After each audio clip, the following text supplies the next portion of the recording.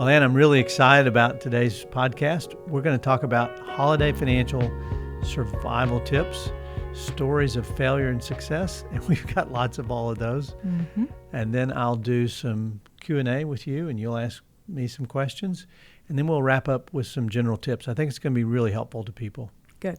When I think about holiday survival tips, I remember what I used to do when we first started out. I would use a credit card to buy Christmas, pretty much put everything on the credit card, and then spend the next 11 to 12 months trying to pay it off so that by next Christmas I could have some, margin on the credit card and do it again. Mm-hmm. And that was just a continual cycle, a way of thinking about the holidays that, okay, they're here, I don't have the money, so let's put it on the credit card. And I would say the first tip that you and I've learned is to avoid debt.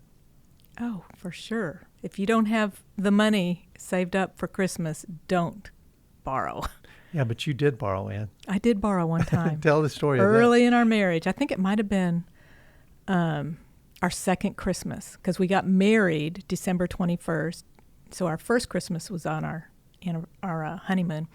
Second one, I was working in a bank, commercial lending, and I thought, I don't have any money. I'll just go borrow some. So, I got several $100s and bought you a watch that you liked. And your dad asked me about it. And when he found out that I borrowed money, he was like, "You what? You borrowed money from the bank? Yes. Didn't put it on the credit card? I don't think we had a credit card at that point. At that I know we didn't. Yeah.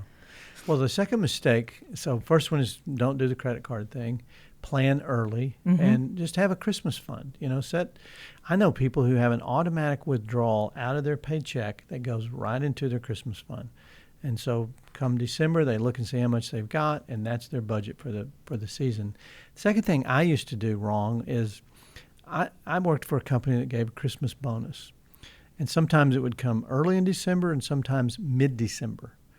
And I would wait till I got the Christmas bonus till I started my Christmas shopping. Mm-hmm. And so usually I had like 8 days between the bonus, and I got myself under stress. Well, you would take me on some of those. We would spend our anniversary shopping on the 21st, and it stressed me out. Yeah, well, I lived under that stress, and like a typical guy, I would just delay it and postpone it and figure out I could get it all done spontaneously. Yeah.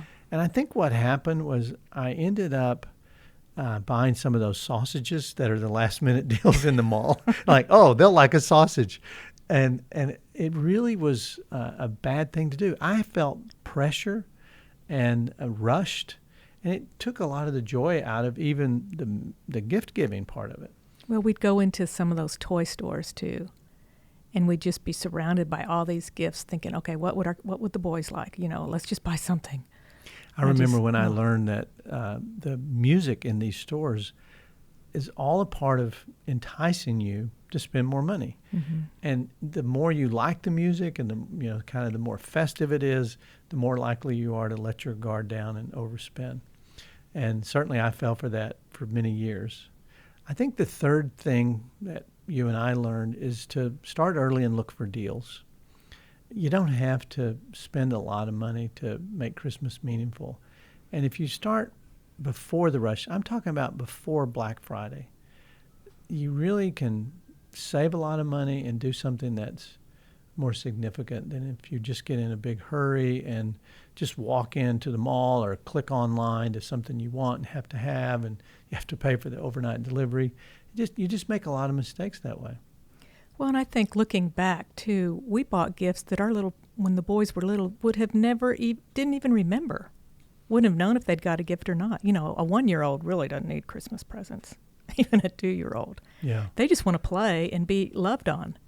Yeah, I saw that little test online the other day of a mother that put gifts in front of her child, and then she gave a choice of like a cucumber or a plastic bottle or an empty cup, and the child chose just the normal stuff, not the plastic shiny mm-hmm. toys, over the stuff she had purchased. And so we don't have to go overboard with that ever. No. I think also a way to save money at Christmas is to consider the people you want to buy for and ask yourself what's meaningful to them. we went through the years of having the kids turn in a Christmas list, and then we would look, okay, what can we afford on the Christmas list, and how many of these items can we get, and when you do it that way, sometimes you miss what could be done if you said, all right, I'm not going to spend any money on the gift. I'm going to do it differently. And when we sort of flip that switch, I've had kids make cards for me that I've saved forever that have become really, really meaningful. We've had homemade gifts. You've sewn things for people. I think one of the boys wrote me a song one year that was really special for me. If you think about it, like, I'm just not going to spend money. What would be meaningful if I didn't spend money? And sometimes you've passed on things that we already have. Mm-hmm. A couple years ago, we should we talk about the Big Blue House and what a sweet time that was? Yeah. We gathered the 4 boys, rented a Airbnb over in Nashville, and we drew names. So each person got one gift, and then you and I passed down things that had been in the family. Well, we to the older kids, the married ones. So yeah, we also planned our meals so we didn't have to go out and spend a lot of money at restaurants or waste time being out. We stayed in the house, played a lot of board games, and we wrote a blessing for our children that turned out to be very special. And I think it's proven, Ann, that people enjoy experiences more than things. Mm-hmm. And when I look back on that, it was one of my favorite Christmases. Simple in terms of materialism, but meaningful in terms of our relationship and our time together. Well, even the grandchildren wanted to know when they could do it again. They loved it. Yeah, we all had a great time. And I think that for the kids, they would probably say it's one of the best Christmases, as opposed to just getting in the room on Christmas Eve, opening a bunch of presents. Mm-hmm. We stayed together, we minimized the gift giving, and it was really about love. Right. So the survival tips that I think would help most people is, just make a decision not to do debt. It's so hard to get out of that cycle. You take a whole year paying it off, and you're behind from then on. Don't do the debt. Don't get rushed. Don't wait to the last minute. Look for deals, and then think of ways of what you could do for Christmas if you just weren't going to spend any money.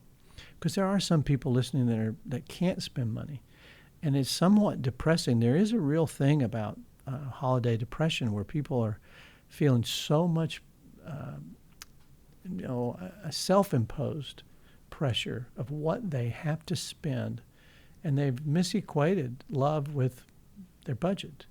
But you can give love. Think about my mom. My mom made Christmas so meaningful because she was thoughtful about every child, every grandchild, every stranger that she brought in for Christmases. She just made Christmas wonderful. And it was because she was filled with love. And her, her stocking or her gift bag always was expression of love to whoever it was. Mm-hmm. And I just really wonder if it's good to even have the kids make a Christmas list, because then they expect something off that list. And if you don't provide it, they're disappointed. You feel the pressure. I would be more keen on listening and observing what is it that they want, or something that would bless them. The world puts so much pressure on parents and children.